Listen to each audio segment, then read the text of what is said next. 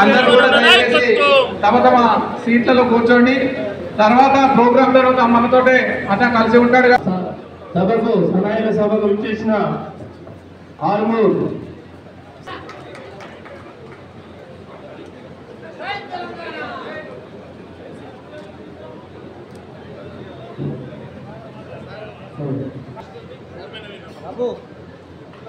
అక్షరాపూర్ ఉన్నాం.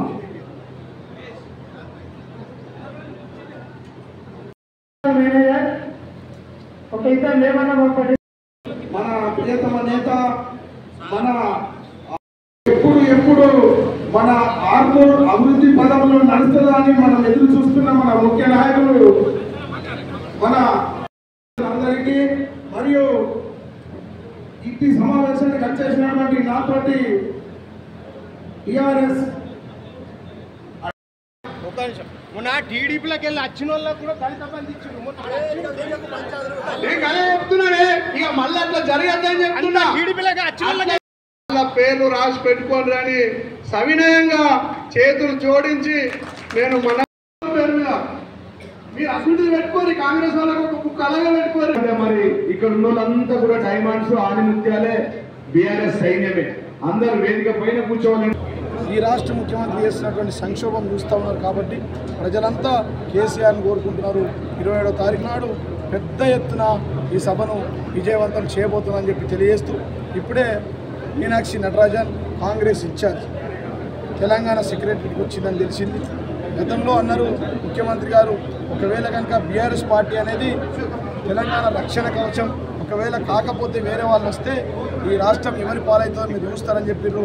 అన్నట్టుగానే ఇవాళ మీనాక్షి నటరాజన్ సెక్రటరియట్కి వచ్చి అఫీషియల్ మంత్రిమండలి సమావేశంలో పాల్గొనడం, సెక్రటరియట్ ఆఫీస్కి రావడం, ఇవాళ రేవంత్ రెడ్డి అంటే ఆయన బీజేపీ కోవట్టని ఈ రాష్ట్రంలో కాంగ్రెస్ చంపేస్తుందని చెప్పి రాహుల్ గాంధీ గారు నమ్మారు కాబట్టి ఆయన ఒక ఏజెంట్గా మీనాక్షి నటరాజన్ను ఈయన బీజేపీ కోవట్టుగా భావించి మీనాక్షి నటరాజన్ ఇలా హైదరాబాద్ పంపిండు. చివరికి హైదరాబాద్ సెక్రటరియట్లో పంపిండని చెప్పి సందర్భం తెలియజేస్తున్నారు. గతంలో హర్యానా ఎలక్షన్స్కి రాష్ట్రం నుంచి డబ్బుల మూట పంపిరు, ఢిల్లీ ఎలక్షన్కు డబ్బుల మూట పంపాడు రేవంత్ రెడ్డి.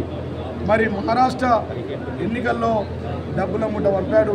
చివరికి ఈరోజు రేపు బీహార్లో జరగబోయే ఎన్నికల కోసం డైరెక్ట్గా మీనాక్షి నటరాజనే మూట ఎత్తుకోవడానికి ఇలా సెక్రటరియట్లో వచ్చిందని చెప్పి సందర్భంగా తెలియజేస్తాం. దీన్ని తీవ్రంగా మేము ఖండిస్తూ ఉన్నాం.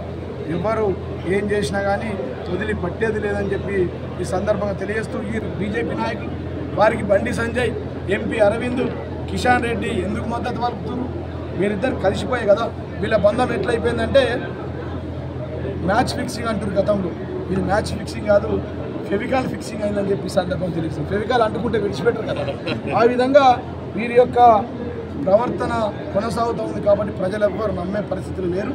ఖచ్చితంగా మరి రానున్న రోజుల్లో వాళ్ళ సర్వేలో తేలింది. రేపు ఎన్నికలు జరిగితే 100 సీట్లు బీఆర్ఎస్ గెలుస్తుంది, మళ్ళీ ముఖ్యమంత్రి కేసీఆర్ వస్తుందని తెలిసింది. ఇలా జైనింగ్స్ కూడా నిజామాబాద్లో 500 మందిని జాయిన్ చేసినాం. ఇక్కడ ఆర్మూర్లో కూడా జైనింగ్స్ పెట్టుకోబోతున్నాం. అంటే ప్రజలంతా మళ్ళా మా వైపు తిరిగి వస్తూ ఉన్నారంటే దీనికి గతంలో నక్కకు నాగలో ఉన్నంత తేడా